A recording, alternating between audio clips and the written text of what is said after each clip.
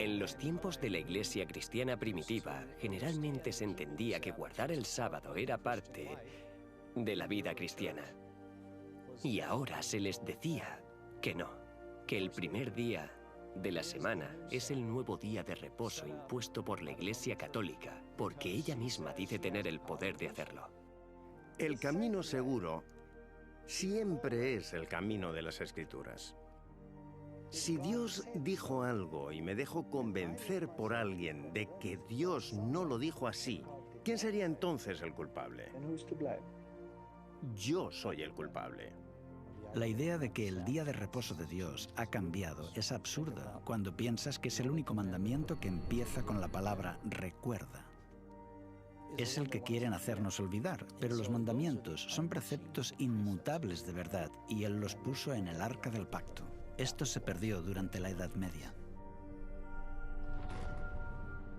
A través de los siglos, el santuario y las verdades que representaba fueron echadas por tierra.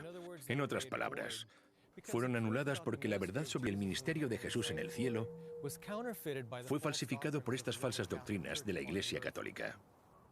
Hay muchas más enseñanzas falsas que conforman el vino de Babilonia, pero hay una que ataca directamente en el mismo centro del Evangelio. Es la que está relacionada con el pacto que Dios estableció con su pueblo. Jesús usó vino puro sin fermentar como un símbolo de su pacto, mientras que la Biblia describe el pacto falso de Babilonia como un vino fermentado. Cuando Jesús, en el Nuevo Testamento, establece la última cena con los discípulos, les da pan y dice, «Esto es mi cuerpo, que por vosotros es partido». Y después les da el vino, que es zumo de uva, y dice, «Esta es la sangre del pacto», o lo que es lo mismo, el nuevo pacto. Jesús dijo, «Esta es mi sangre del nuevo pacto». El vino simboliza el nuevo pacto. ¿Cuál es el nuevo pacto? Dios dice, pondré mis leyes en la mente de ellos, y sobre su corazón las escribiré. Cuando Babilonia ofrece este vino falso, están ofreciendo un pacto falso. Este vino está adulterado, y de acuerdo a Proverbios 31, la Biblia dice que no es de los reyes beber vino o bebidas fuertes, no sea que bebiendo olviden la ley. Así que este vino está fermentado, es impuro.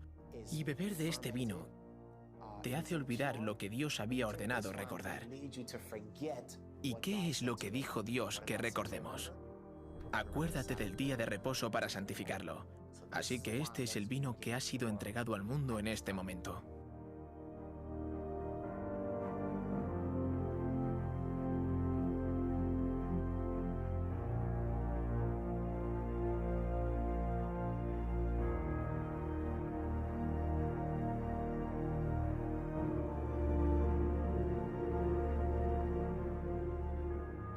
Vemos que cada pieza de mobiliario, incluyendo la ley de Dios, fue eliminada. Todo lo que la Biblia dice que este poder haría, lo hizo durante el tiempo asignado a este poder. Así es como se rechazaron por completo todas de las verdades representadas en el santuario. Así que todo el santuario, desde la puerta hasta el lugar santísimo, había sido corrompido y necesitaba ser restaurado. La profecía de Daniel 8:14 nos dice, hasta 2300 tardes y mañanas. Luego el santuario será purificado. En un momento concreto, todas las verdades que habían sido derribadas por el cuerno pequeño terminarían siendo restauradas. Todo el santuario es echado por tierra y pisoteado por este hombre de pecado, y la Reforma Protestante lo restaura. A lo largo de un periodo de 500 años, eso es lo que sucedió. Dios comenzó a hacer que surgieran diferentes movimientos que restaurarían cada pieza de mobiliario, casi siglo tras siglo durante un periodo de 500 años. Tenemos a John Wycliffe en el siglo XV. Él tradujo la Biblia en el idioma del pueblo, y así surgió, por así decirlo, la Reforma. Martín Lutero nace en el siglo XV. Comienza la Reforma Protestante en el siglo XVI y en esencia restaura la verdad de que el sacrificio de Cristo es suficiente para el perdón de los pecados. No necesitas pagar dinero, no tienes que hacer penitencia, es por la fe en su sacrificio en nuestro favor que somos perdonados de nuestros pecados. Juan Calvino aparece en el siglo XVI, es el fundador del movimiento presbiteriano. Para Calvino la oración es muy importante. Escribió extensamente sobre la oración. Básicamente enseñó que no necesitas ir a los sacerdotes para dirigirte a Dios. Puedes comunicarte con el trono de Dios personalmente. En el siglo XVII, John Smith y Roger Williams son los fundadores del movimiento bautista, y su mensaje especial es la restauración del modelo verdadero de bautismo. Debes arrepentirte y después ser bautizado.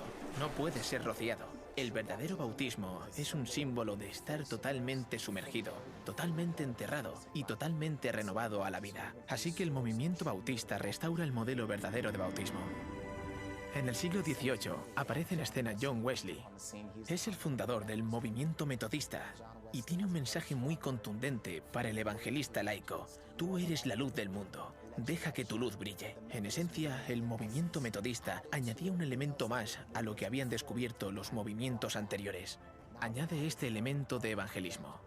Sal y deja que tu luz brille. Así que para el siglo XIX aún falta una pieza de mobiliario por restaurar.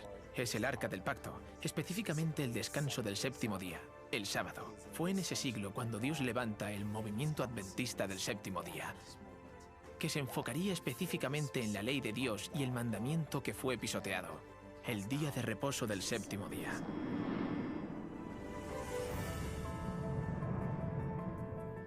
Así que en esencia tenemos estas dos profecías en el libro de Daniel. Una que dice que el santuario sería echado por tierra y la otra que dice que sería purificado al final de los 2300 días. Vemos que esto se confirma en la historia. El hecho de que este Evangelio eterno sea predicado de nuevo en 1844 significa que todas las cosas que habían sido alteradas e interrumpidas en el verdadero Evangelio fueron totalmente restauradas en 1844. Al mismo tiempo que el Evangelio es completamente restaurado y otra vez comienza a predicarse, comienza también el juicio. Así que este mensaje también se predica. Es un mensaje acerca del fin de los tiempos y es un mensaje que prepara el mundo para la venida de Cristo.